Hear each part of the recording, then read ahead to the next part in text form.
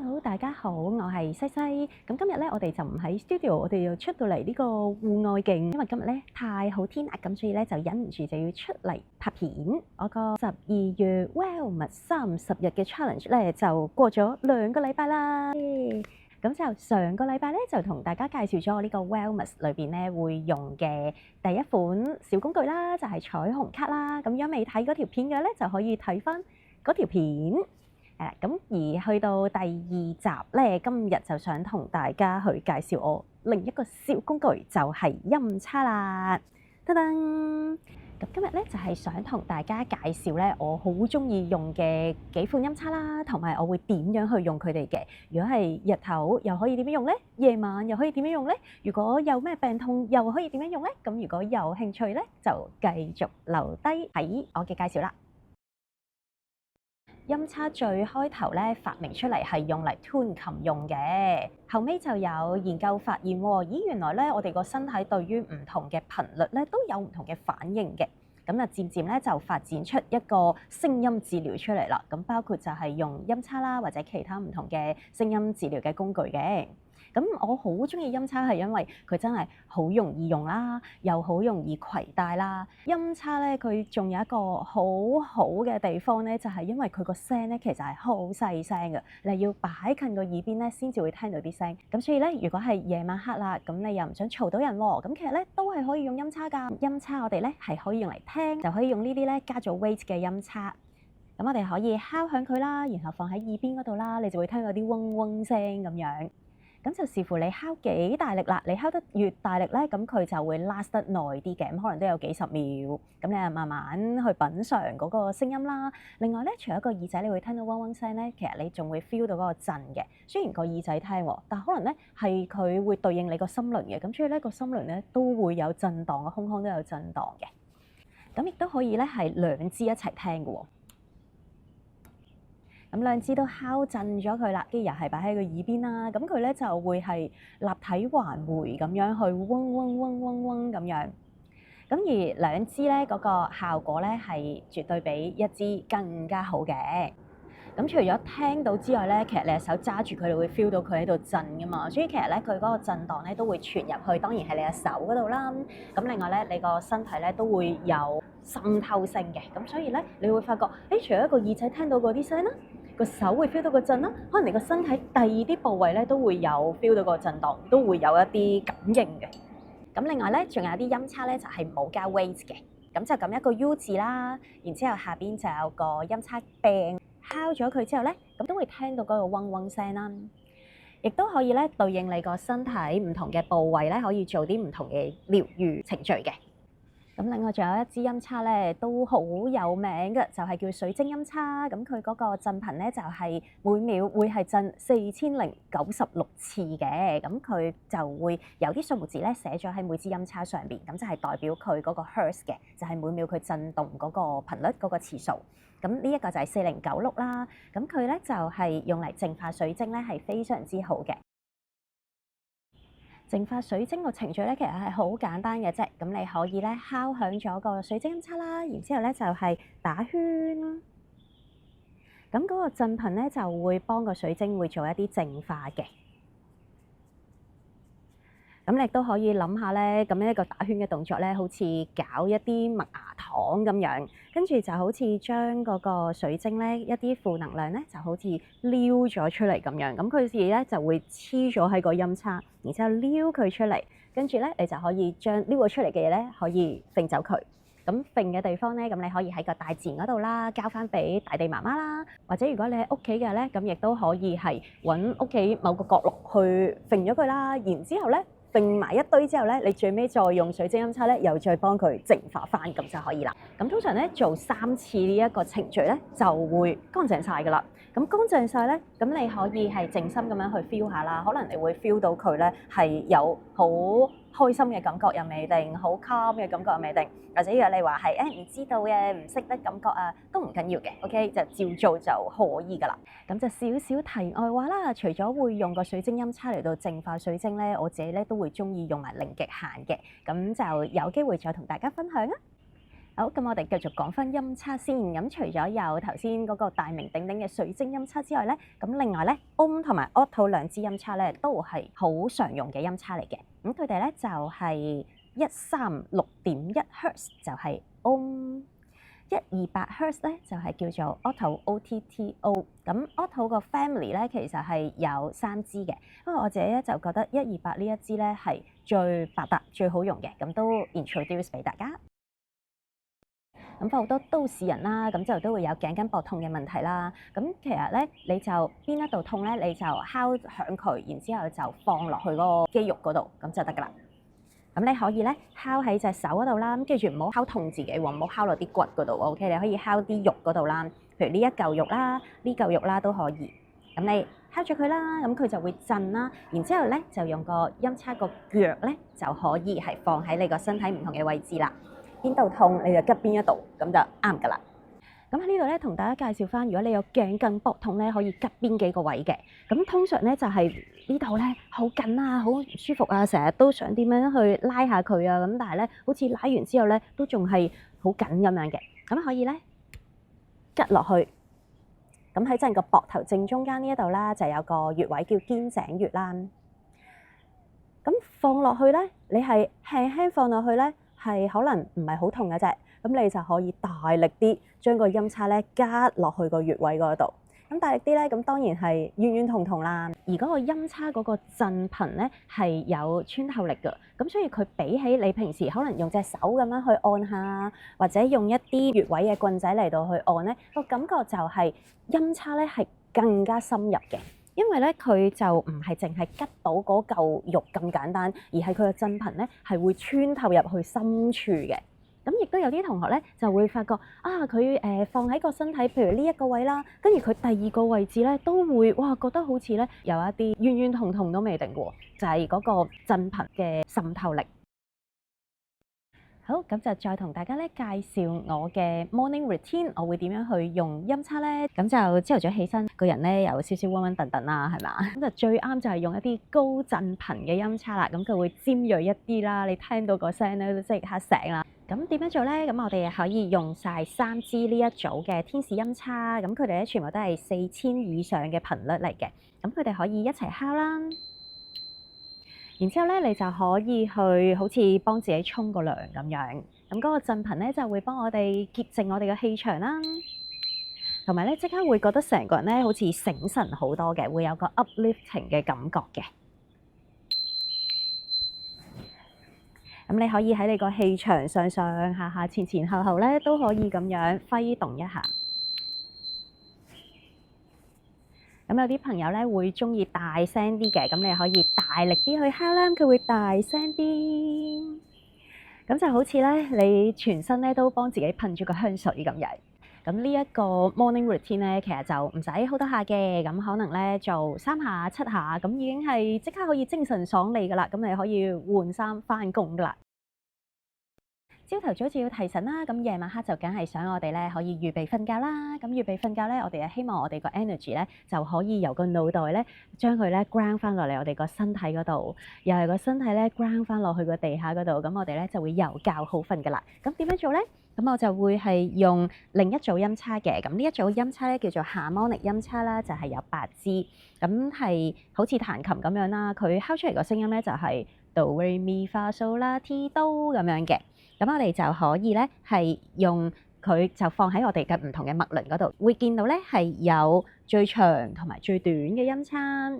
咁考下大家啦，究竟係長嘅音叉會係高音啲，定係短嘅音叉係高音啲嘅咧？Tips 呢一個係好高音嘅天使音叉，冇錯啦。個答案咧就係長嘅音叉咧就會係低頻啲嘅。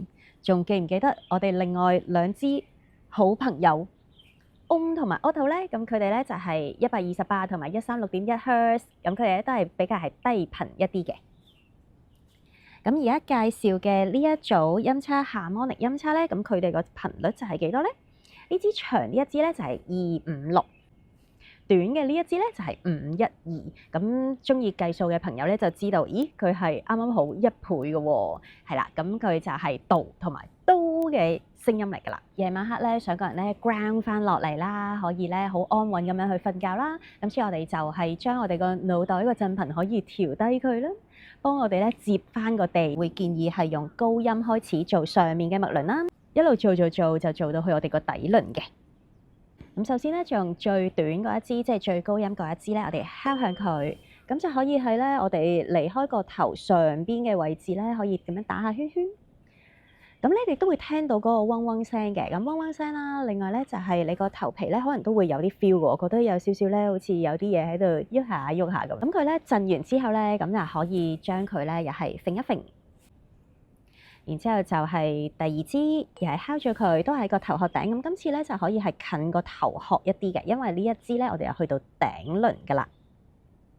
咁又係啦，佢震完之後咧，又係可以揈一揈啦，好似將我哋咧個身體裏面一啲唔需要嘅能量啦，或者過多嘅能量，或者係雜念，都可以將佢撩出嚟，可以掉走佢。咁啊，好似俾自己咧可以放鬆啲咁樣。咁跟住就頂輪之後咧，就係個眉心輪嘅。咁眉心輪咧，每個朋友咧嗰個反應唔同啊嚇。有啲朋友可能咧係比較敏感一啲咧，可能咧佢就唔係咁適合嗰個音叉係擺得太貼。咁如果你唔覺得係好刺激，你覺得好舒服嘅話咧，都可以按你中意啦。你可以係擺近啲或者係遠啲都得嘅。咁你可以擘大眼又得，眯埋隻眼又都可以咧，咁樣好似打個 infinity 符號咁樣，咁就幫我哋個眼珠都可以放鬆。因為如果係成日都諗嘢思慮好多嘅朋友咧，可能隻眼睛都會好勞累嘅，咁所以可以咁樣幫我哋放鬆一下。或者係喺個眉心輪嗰度打圈。眉心輪之後咧，下邊咧就係我哋個喉輪啦。咁個喉輪嘅位置咧就係喺個鎖骨中間嘅。咁又敲咗佢啦，就又可以喺度打圈圈啦。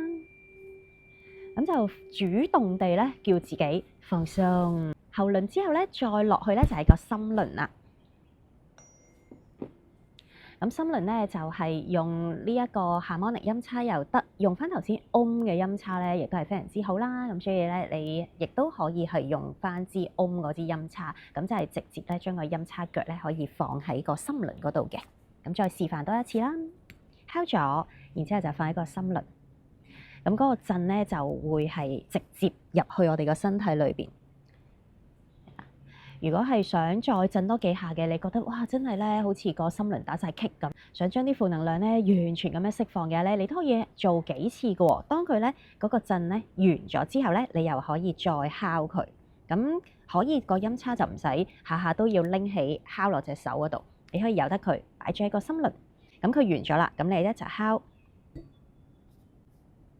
跟住就舒服咁呼吸啦。咁如果你係中意唱 Om 嘅咧，又可以一邊咁樣震住嘅時候咧，你一邊就喺度唱 Om。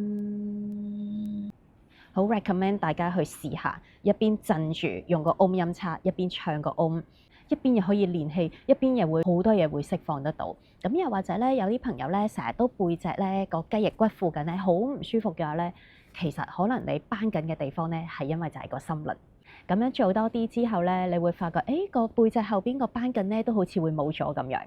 心輪咧就係好值得我哋咧去多啲咁樣去照料下嘅。心輪完咗之後咧，就到我哋個太陽神經叢啦，就喺我哋個上腹部，可以用翻 harmonic 嘅音叉啦。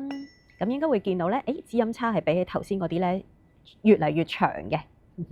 咁又係啦，可以咁樣撩，然之後就掉走佢。做完太陽神經叢之後咧，就可以做埋我哋個臍輪啦。咁臍輪咧，我哋又係可以繼續用住 harmonic 嘅音叉啦，喺個小腹嘅位置咁樣打圈啦。又或者都係用翻 Om 或者 Otto，因為我哋個肚臍啊、小腹啊，其實咧都有好多個穴位嘅喎。尤其是女仔嘅話咧，都係好適合要調理下呢一度嘅。咁你可以咧就放正喺個肚臍嗰度。咁其實臍輪咧唔係真係講緊個肚臍嘅，不過咧我哋個肚臍又真係有一個穴位係非常之好咁，所以我哋又可以放住喺個肚臍嗰一度嚟到俾個肚臍咧去感受個震盪。咁有啲朋友啦，又係好緊張咧，除咗個心會揦住啦，個胃又會揦住啦，個腸都會可能揦住啦，咁都係非常之好嘅。呢一個震咧真係物理性地係會放鬆到嗰啲攣實晒嘅組織啦。亦都咧嗰個振頻嗰個滲透力咧係會將佢擴散出去。如果用 Om 咧配合個大嘅水晶頭嘅話咧，咁佢就會擴散出去，好似成個腹部咧都會有按摩嘅感覺嘅。咁除咗咧放咗喺個肚仔咧，私底下再介紹多一樣嘢俾你，就係我哋個盤骨咧，呢度會摸到好突嘅骨嘅，左邊右邊有2嚿好突嘅骨嘅。咁你都可以咧放個音叉喺個骨嗰度。有音叉嘅朋友咧，其實一邊聽咧可以一邊跟住做。咁你揾咗嗰嚿骨放咗落去掂住佢啦，然之後就敲佢。咁而做個肚仔嘅時候咧，其實瞓喺度做咧，平躺床上邊、梳化上邊、地下都可以。平躺嘅時候咧，嗰個音叉咧就係垂直咁樣放咧，係嗰個振頻咧係再深入啲添嘅。咁如果你覺得哇好正嘅話咧，又係可以敲好多下都可以。咁 Om 嘅音叉咧就冇限要敲幾多下，咁而 Octo 音叉咧，即係128音叉咧，我哋就係 recommend 咧每個位咧係敲2下就夠噶啦。咁如果你真係好中意嗰個位，想再敲多啲嘅話咧，可以用翻 Om 呢支音叉，咁就冇次數限制嘅。跟住去到咧底輪啦，咁我哋都係可以用個音叉咁樣打圈。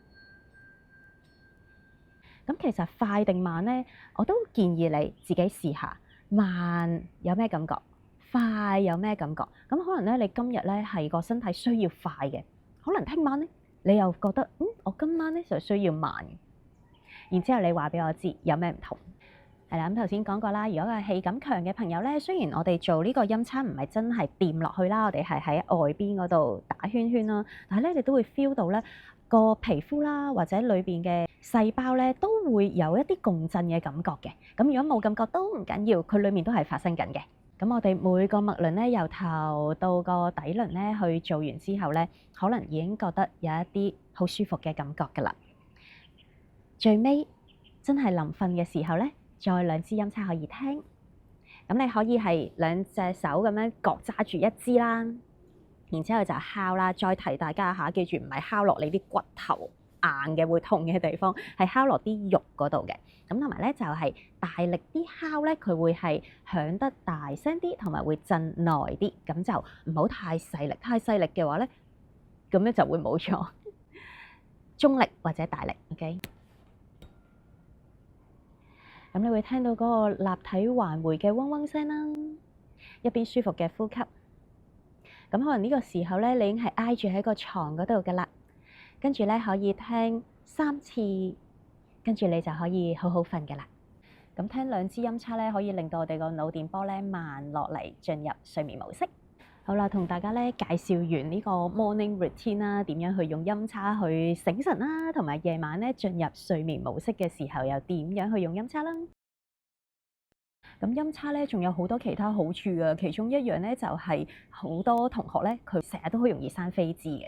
飛枝咧好快好噶，就係用呢一支528 Hertz 嘅音叉。咁呢個528 Hertz 咧，佢係叫做奇蹟音叉或者叫做 DNA 音叉咁樣嘅。